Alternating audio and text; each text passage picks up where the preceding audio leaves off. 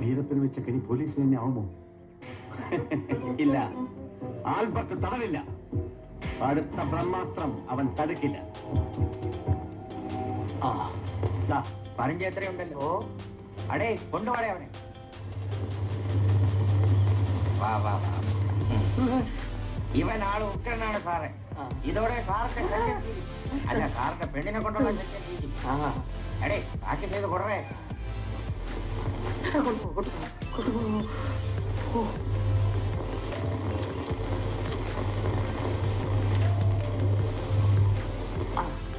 എന്നാ കേട്ടോ? അല്ല സാർ, സാർ ധൈര്യമാ കൊണ്ടുപോകും.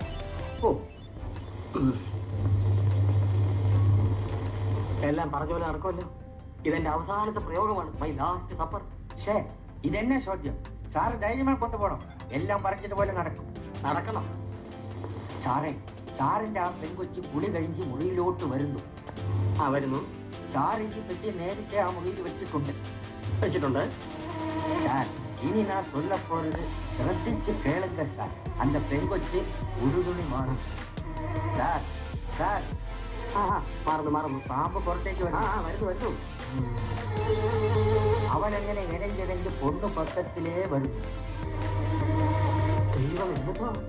അവൻ ശബ്ദം പോടാമ പെൺകൊച്ചിക്കിட்ட വന്ന് തല ഉയർത്തി നോക്കുന്നു. എന്നിട്ട് മർമ്മം നോക്കി കാലിലോട്ട് കേറുന്നു. അയ്യോ, என்ன சார் இது? அவசரமா ஐயோ, ஏன் பாம்பு சார்ந்த போனா அந்த ட்ரவுசர் புள்ள. சார் அப்படியே நீங்க நான் இப்ப வரேன்.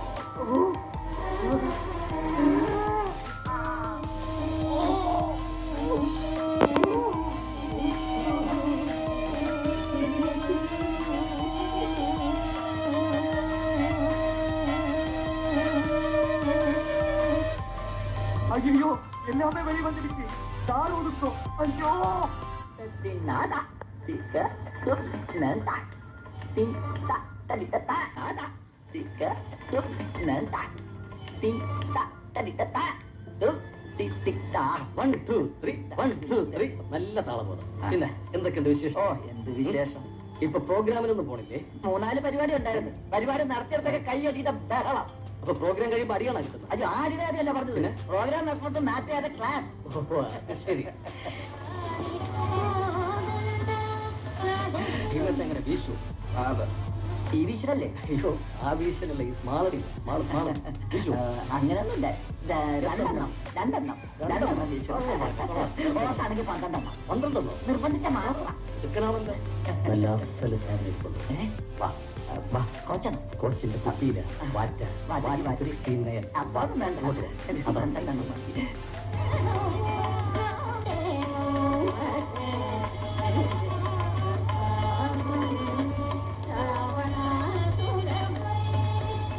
കുട്ടി പ്രാക്ടീസ് ചെയ്തോണ്ട് ഞാൻ ഇപ്പൊ വരാവേ.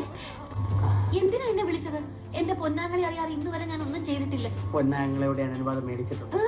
അതുകൊണ്ടല്ലേ ഇത്ര കൂളായിട്ട് കൊണ്ട് വിളിച്ചത്. നാളെ ഞാൻ എന്റെ ചന്ദ്രലേഖയെ കാണാൻ വീട്ടിൽ വരും. എനിക്ക് മനസ്സോർന്ന് ഒരുപാട് സംസാരിക്കാനുണ്ട്.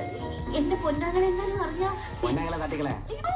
അല്ല, തട്ടിക്കറിയ മട്ടുമാറുന്ന ആളാണെന്ന് പറഞ്ഞായിരുന്നു.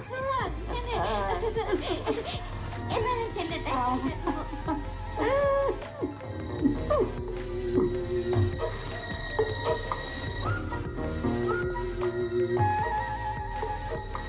എപ്പോ വന്നു? ഞാനോ? ഞാൻ വന്നിട്ട് 50 വർഷം കഴിഞ്ഞു. ഞാൻ വിചാരിച്ചു ഇപ്പൊ ഒന്നേ ഉള്ളത്. തന്നെ ഞാൻ എന്തിനിവിടെ കൊണ്ടുവന്നു? താൻ എന്ത് ചെയ്യുന്നു? ഞാൻ എന്ത് ചെയ്യണം? എന്ത് ചെയ്യണം?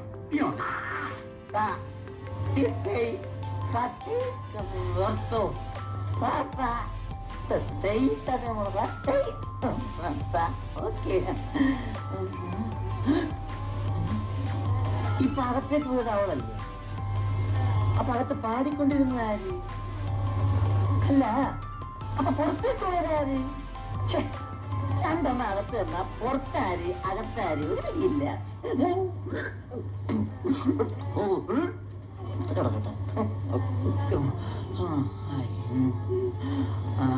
അപ്പൊ അകത്ത് ഇതായിരുന്നല്ലേ? സാർ എന്താ ഇതുവരെ സംസാരിച്ചത്? എനിക്കൊരു പുള്ളി മനസ്സിലായില്ല. തനിക്കൊന്നും മനസ്സിലായില്ല. എടാ മരത്തറയാ, ഞാൻ പോയിട്ട് വരുമ്പോ താൻ എല്ലാ കാര്യം ശരിയാക്കാൻ പ്രയോഗിക്കാൻ. അക്കാര്യം മാത്രം സാർ സംസാരിക്കരുത്. അതെന്റെ വ്യക്തിപരമായ കാര്യമാണ്.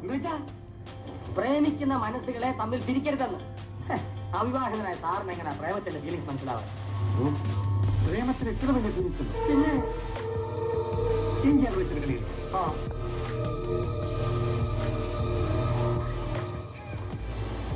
എന്തിനാ എഴുതാത്ത പോലെ ഈ ഹോസ്റ്റലില് എന്റെ ഒരു ഫ്രണ്ടിനെ കാണിച്ചു തരാം. ഒരു മിനിറ്റ്. അതെ, കൃത്യം 1 മിനിറ്റ് കഴിയുമ്പോൾ ഞാൻ പോകും.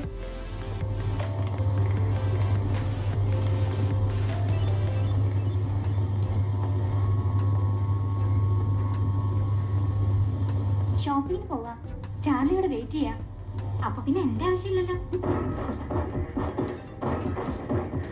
സാർ, എന്ത് ചെയ്യണം? ഒരാളെ ഉപദ്രവിക്കാൻ പറ്റും. അറിയില്ല സാർ. ഞാൻ പറഞ്ഞാൽ അന്വേഷിച്ചിട്ട് എന്നെ ഒന്ന് വിളിക്കണം. ബൈ. എന്താ കാണിക്കണം? നിങ്ങൾ ആരാ? രക്ഷിക്കാൻ കരുതൂടാ.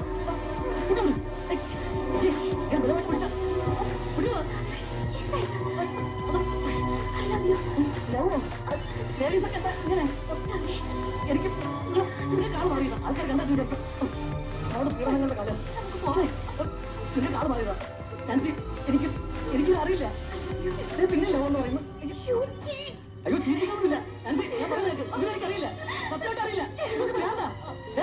ഭ്രാന്താശുപത്രി കാര്യം വന്നതാ. നാൻസി, എനിക്കൊന്നും അറിയില്ല. എന്നെ തെറ്റിദ്ധരിക്കരുത്. ഞാൻ ആ ടൈപ്പ് അല്ല. സ്ത്രീകളുമായിട്ട് പുരുഷപീഡമായ ഏതായി സ്ത്രീ? ഞാൻ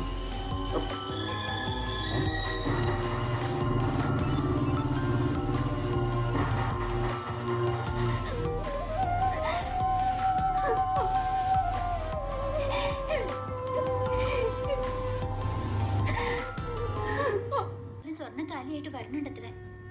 എന്റെ ഇഷ്ടം ചോദിക്കാതെ എല്ലാം അച്ഛൻ തന്നെ ഇങ്ങോട്ട് തീരുമാനിച്ചിരിക്കുക. ബാഗ് എപ്പോഴും റെഡിയാ. എപ്പോ വിളിച്ചാലും ഞാൻ ഇറങ്ങി വരാം. വിളിക്കാം. എന്താ ഇപ്പൊ ഒരു ധൈര്യം ഇല്ലാത്ത പോലെ? അല്ല, പെട്ടെന്ന് ഇങ്ങനെ എടുത്തു ചാടണോ? അല്ലെങ്കിൽ എനിക്കറിയാം ഒടുവിൽ എന്നെ ചതിക്കുന്ന്. മൂകാംബികമ്മേ സാക്ഷിയായിട്ട് പറയാ, ഇയാൾ എന്റെ കഴുത്തി കെട്ടിയില്ലെങ്കിൽ സത്യമായിട്ട് ഞാൻ ഉത്തരത്തി കേട്ടു പറഞ്ഞേക്കാം. എന്തിനാ എഴുതപ്പുറം വായിക്കുന്നത്? എല്ലായിടത്തും സമയം അവകാശമില്ലേ?